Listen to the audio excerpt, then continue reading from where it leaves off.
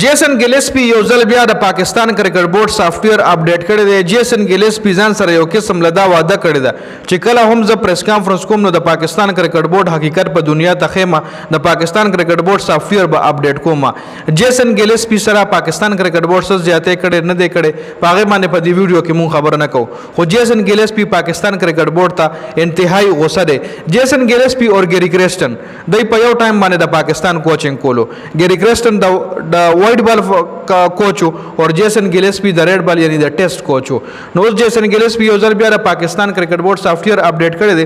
جیسن گلسپی ویلي دی چې ګیری کرسټن چې کله مونږ د پاکستان کرکټ ټیم کوچ زو نو ګیری کرسټن دا آیډیا و چې مونږ یو کنیکشن کیمپ کوو چې په هغې کې به مونږ ټول زاړه کلړیان هم راغواړو او نوي چې کوم کلړیان دی به هم راغواړو.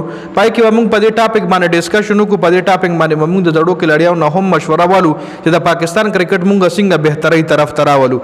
دې دپاره د دې کنیکشن کیمپ دپاره ګیری کرسټن د ساوث افریقا نه پاکستان ته ټریول وکړو او زه د اسټرالیا نه پاکستان ته لاړم. خو بل طرف ته وایي ډېره د افسوس خبره ده چې دا میټینګ مونږ کنیکشن کیمپ مونږ په لاهور کې ارینج کړی او د پی سی بي چې کوم چیئرمین دی محسن نقوی هغه سره دومره وخت نو چې هغه دې میټینګ ته راغلی وی. هغه په دې میټینګ کې فزیکلی شرکت کړی وی وایي هغه د زوم په ذریعه باندې آنلاین په دغه میټینګ کې شرکت کولو چونکې هغه وایي هغه ټایم د لاهور نه دومره لرې نو 20 منټ ډرایو باندې هغه د لاهور نه پروت و. وایي زه د اسټرالیا نه لاړم او ګیری کرسټن د ساوث افریقا نه پاکستان ته دغه کوچینګ دغه چې کوم مشوره کوم کولو دا کوم کیمپ مونږ لګولو کنیکشن کیمپ نو دې لپاره مونږ دومره غټ ټریول وکړو. د پی سی بي چیئرمین 20 منټ مسافت کې مونږ نه پروت 20 منټ ډرایو کې مونږ نه پروت او هغه مونږ سره آنلاین په زوم باندې لګیا او د میټینګ کې هغه شرکت نشو کولی.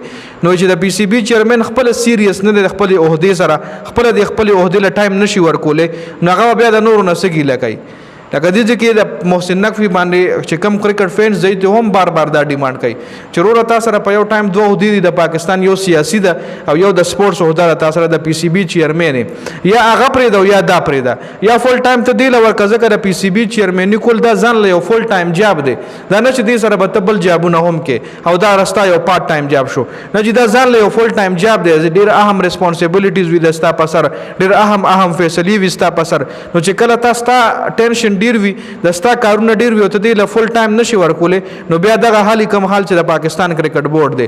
محسن نقوی د ځان په ځای کله وقار یونس مشر کوي کله یو سړی مشر کوي کله بل سړی مشر کوي او هغه غلطې فیصلې کوي. نو محسن نقوی له پکار چې یا خو سیاسي عہده ته پرېږده ورشه هم په دې عہده باندې کښېنه د پی سی بي چیئرمینۍ په عہده باندې کښېنه او ښه مکمل فوکس دې له ورکړه فل ټایم دې له ورکړه او که نه داسې نشي کولی سیاسي عہده نشي پرېښې نو بیا د پی سی بي چیئرمین نی پرېږده او دا عہده چېرته بل کس له ورکړه یو داسې کس له ورکړه چې هغه مطلب ښه فل ټایم د کرکټ له ورکولی شي ښه فل ټایم پی سی بي سره تېرولی شي.